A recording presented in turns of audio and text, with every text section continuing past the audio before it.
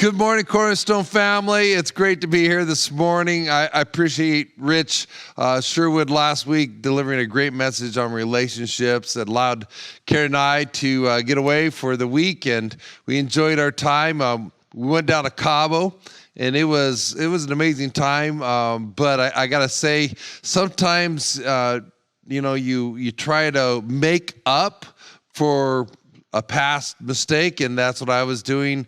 A couple years ago, we got away and went to Washington, and the place that we stayed in was less than stellar, and so this time I wanted to make up for it, and so I swung for the fences for this remote getaway in Cabo, East Cape, and let me just say that when we got there, it was outstanding. It was one of those beautiful resorts, but getting there was definitely the challenge. And so we flew into San Jose, Cabo, and then we drove to Los Barrios.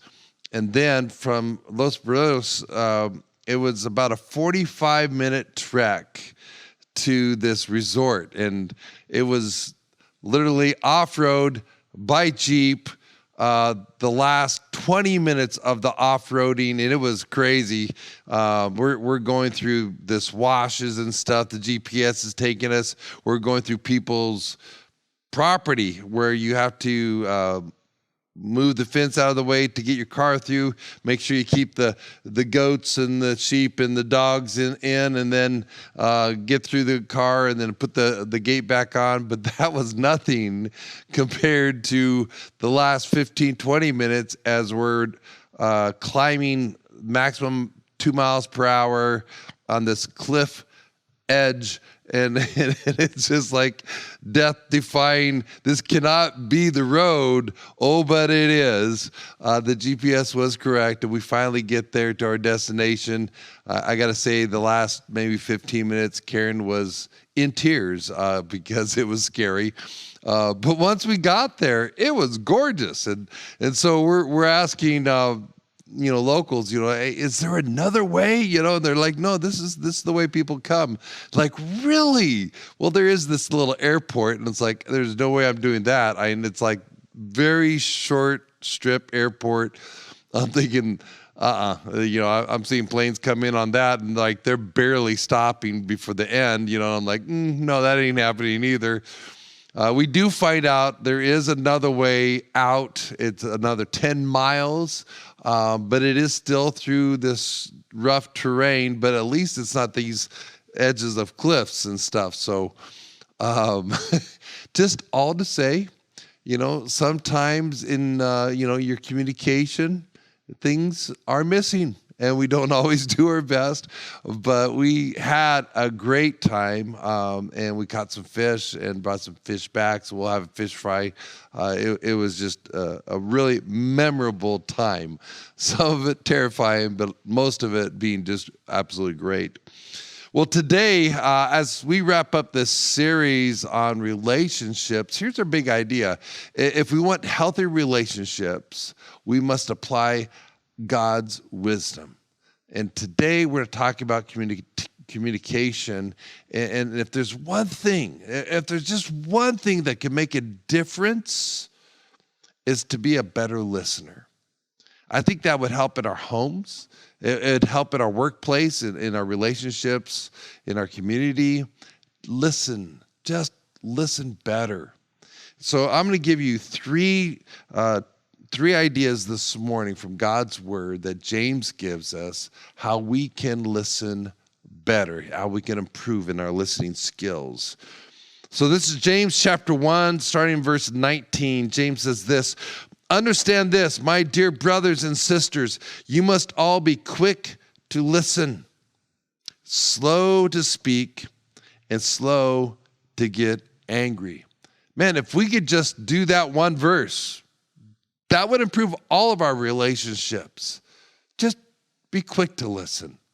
Just, wait, don't speak. Because often I'm thinking what to say while you're speaking, right? And slow to get angry.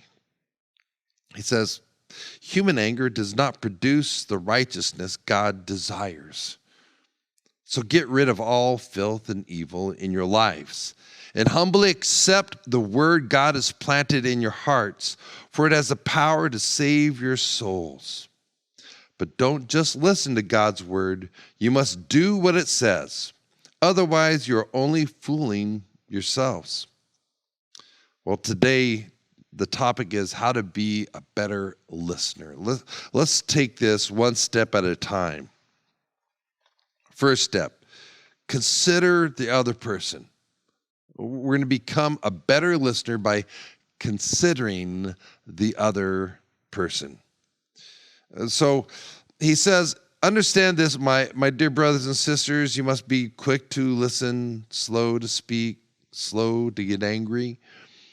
In our relationship with my wife and I, we've been married coming up now on 43 years.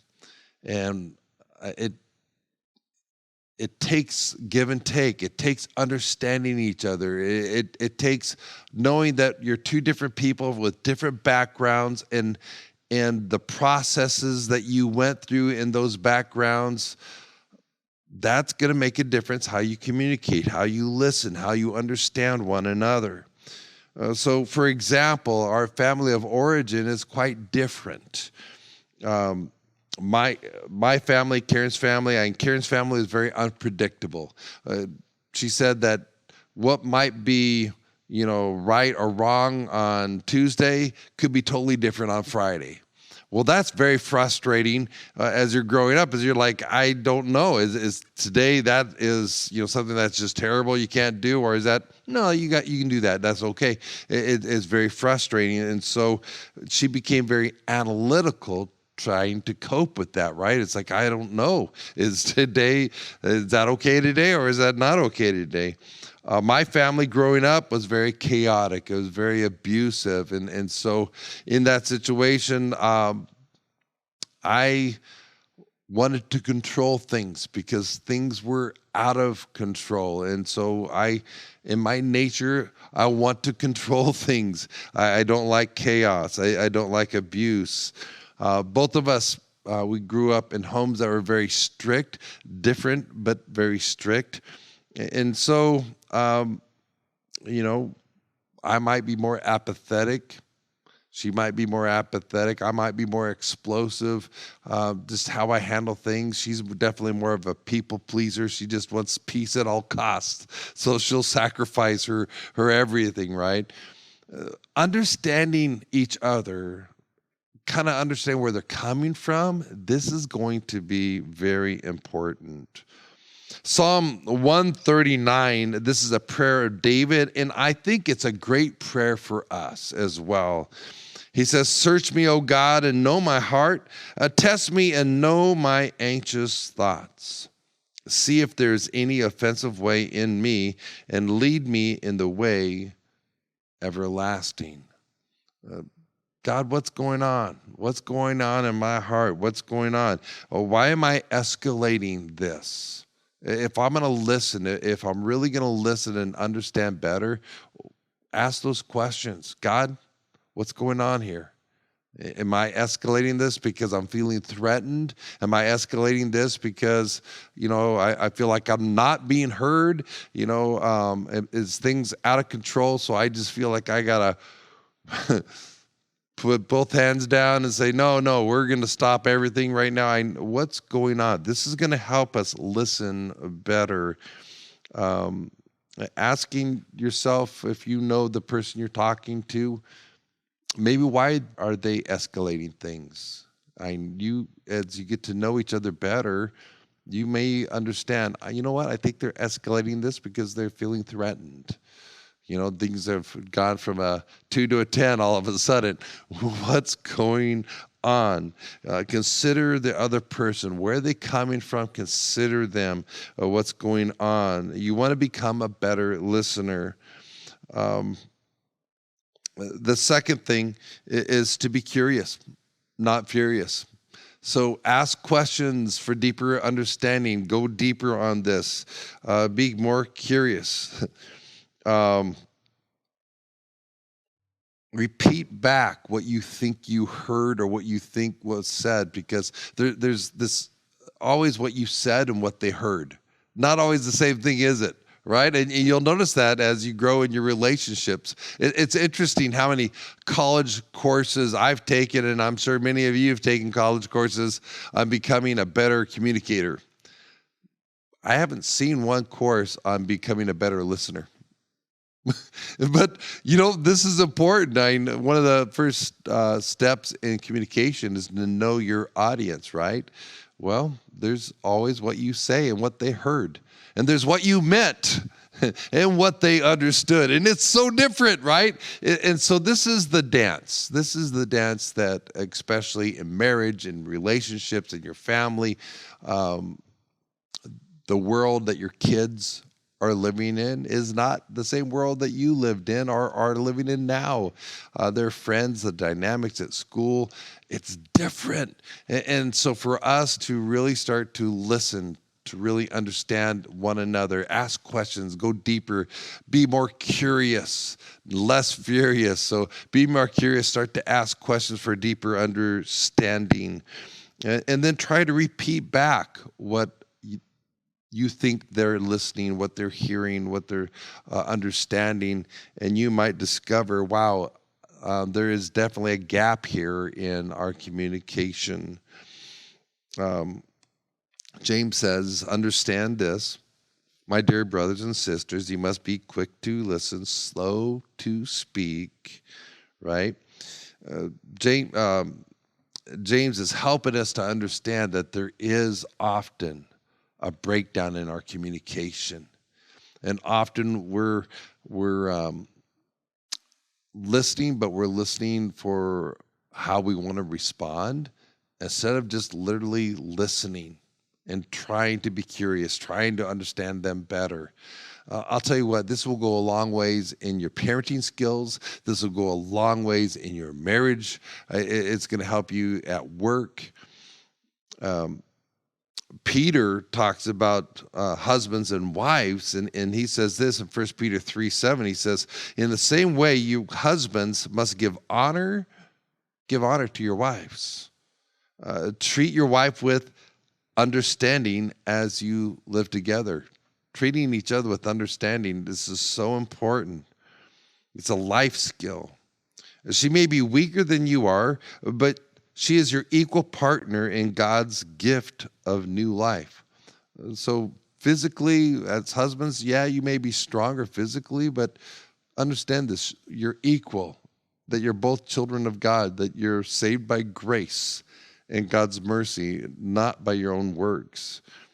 So treat her as you should, so your prayers will not be hindered. It's really important we listen to one another. We understand each other. I believe everyone is born with a deep longing to be understood, to feel loved and to feel secure. Everyone desires that. And as we start to listen and as we start to be more curious with one another, again, this communication skill can make a giant difference in all of our relationships. 1 Corinthians 13 is, I think, the best description of love, loving each other. And it's something that rings true in our hearts. It's so true that this is read in most weddings, whether people are Bible-believing or Christian. It's like this scripture, this definition of love seems to find its way in most weddings because we're longing for this. 1 Corinthians 13, verse 4, I want to read this. Love is patient. It's patient. Isn't that being more curious? Isn't that listening?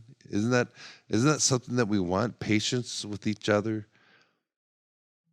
We're not always getting it right the first time. Love is kind. That's slow to speak, isn't it? You're listening. You're caring. It does not envy. It's not boastful. It's not proud. It's not rude. It's not self-seeking. It's not easily angered. It keeps no record of wrongs. Love does not delight in evil, but rejoices with the truth. Oh, there needs to be truth, but it needs to be in love. Love always protects. It always trusts. Love always hopes. Love perseveres. And love, it never fails. This is what we're longing for. This is what we want in our marriages, in our relationships with our children and our parents. Well, how do we get there? I think James has it right. He gives the key. Be patient. Listen before you speak. Just listen. Understand the person's heart. Our words trip us up. Our words betray us at times because we don't always get it right. Be less of a right fighter. Instead of listen to each other's hearts. Try to understand one another. Ask questions that'll take you deeper. Be more patient. Be more kind. What is their current need? You know, there's times my wife and I, we've gotten into an argument and really what she's desiring is to know that things are secure, to know that I do have her best interests and I want to spend time with her and I value her. That's underneath the surface. And the more we as husbands and wives can assure one another that we do care about each other, that we do value one another, that we do understand the heart of one another, even when our words aren't right, we can get there together. So repeat back your understanding until you get it. Understand one another, go deeper, be more curious. So to become a better listener, consider the other person. Understand what they're going through. Understand maybe the dynamics at work or their dynamics with their family or their dynamics with their social group is shaping how they're feeling or receiving stuff. Secondly, be curious. Be more curious, not furious. Ask deeper questions. And then thirdly is, if I want to be a better listener, I can do this by removing filth and adding God's wisdom. James gets real with us. You know, it's sometimes we think, oh, I just need to add this and I just need to add that. And if I just do this better and I just do that better, then everything is going to be okay. Meanwhile, we're holding on to garbage that's keeping us, one, from hearing what God is trying to tell us, and two, it's creating this barrier in our relationships. So James gets real and he says, you know what? There's stuff that you're holding on to right now. You just need to remove. You need to get rid of it. You can't ask God's blessing into that junk, that filth. And you can't hear what God is trying to tell you as long as you're holding on to that. If you want God's blessings, you need to get right with him. We are not editors of God's word. We are to be obedient, to be followers of God. So in verse 19, he says that we need to remove some things in our lives, and then we can add God's wisdom, and then we can see God's blessing. He starts off by saying this: understand this, my dear brothers and sisters, you must all be quick to listen, slow to speak, slow to get angry. Now watch what he says. Human anger does not produce the righteousness God desires unless you're right. No, it doesn't say that. You could be absolutely right, but wrong in your delivery and mess everything up. Human anger, it just doesn't ever produce what God wants. So get rid of all the filth and evil in your lives and humbly accept the word God has planted in your heart, for it has the power to save your soul. That term, filth, it refers to morally being wrong with God and others. It's a term that's used for earwax. Isn't that interesting? It's like, ew, you can't hear anything. Look at that glob of hairy earwax in your ear, right? Come on, is that disgusting? Well, that's the idea. Is like, what is morally wrong in your life right now that you're asking God's blessing and you're not listening to him? So you're not getting it. You're not getting his blessing. You're not getting his instruction because you can't hear. You're not listening. You're not following what he wants for you. If you go down a little bit farther, in verse 26, James says, if you claim to be religious but don't control your tongue, you're fooling yourself. Your religion it's worthless, harsh. So morally, is there something wrong in your life that you need to get rid of, that you need to get right with God? It's keeping you from hearing God. It's keeping you from receiving his blessings. Is there something that maybe your words are so harsh, so offensive, that God can't bless you there? He's not going to help you out in your relationships until you clean up the words that you're using.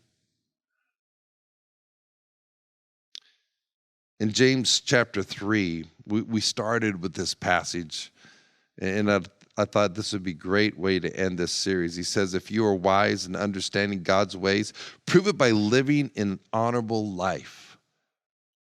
Prove it by living the right way that honors God and others. Doing good works with the humility that comes from wisdom. But if you are bitterly jealous, see, that's the opposite of God's love. And there is selfish ambition in your heart. Don't cover up the truth by boasting and lying. If you're just trying to win arguments, if you're just trying to listen enough so you can respond to win, then those communication skills are of the world. It's evil. It's boastful. It will not help you.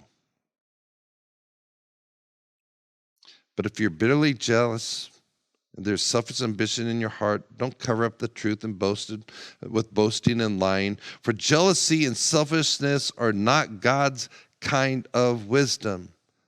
Such things are earthly, unspiritual, even demonic.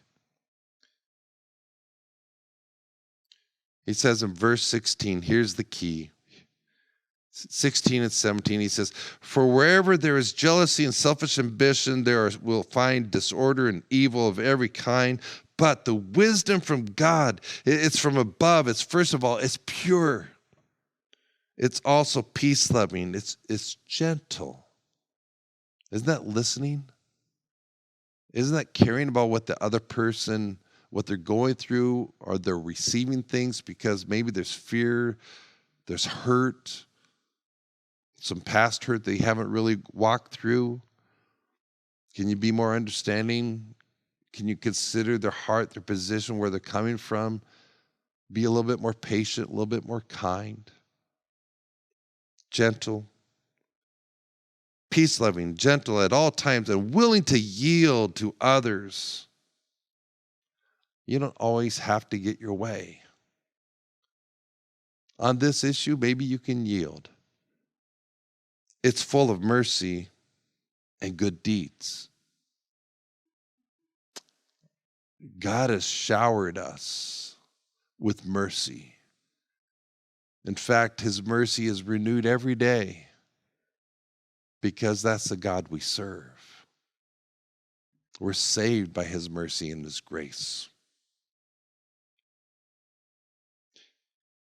Understand this, my dear brothers and sisters, you must all be quick to listen, slow to speak, slow to get angry. And if we do this in our communication, I believe God will shower us with blessings in our relationships. So what part of God's wisdom do you need to apply in your relationships? What would make the biggest difference this week? Would you pray with me? With our heads bowed and our eyes closed. Lord, I know that you have rescued us. You have saved us by your grace and mercy. And God, we need a rescuing in our relationships. Lord, we need to slow down and listen, to be more curious, more understanding, more compassionate, more patient with one another. Lord, our relationship with you must affect our relationship with others. Lord, right now, I know there's some gross, filthy wax that needs to be cleaned out of our spiritual ears so that we can hear you, so that we can receive your blessing in our relationships, so that we can receive a rescuing in our marriages, in our relationship with our parents and our kids. Lord, we need your mercy. We need your grace. So, Lord, I pray right now for each heart that is calling out to you, that they would receive your mercy, your grace, that they would apply it in their relationship with others, that God, they would be still and listen and be more curious and listen more. And God, you would start to bring healing and blessing in our marriages, in our families, even in our workplace. We ask this in the name of Jesus, we pray. And God's people said, amen. You know, if you made a decision today, I encourage you to let us know. Consider, first of all, where the other person's coming from. That would be a great beginning. Start to ask deeper questions in your relationships. Remove anything that is keeping you from being right with others and right with God. And I believe God is going to do an amazing thing in your relationships. Well, you can go to our Church Center QR code, scan the code, and get connected to all things Cornerstone. We have a lot of great things coming up this summer. Next week, we're starting the book of John. John is an amazing book because he teaches us who Jesus is.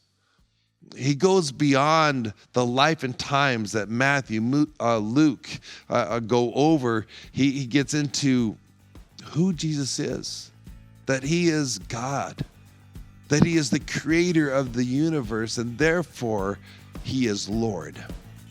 And for us to surrender our hearts, our lives to him, to put our complete trust in him, that will make the biggest difference in our lives. So I can't wait to start this next week with you. Until next week, God bless.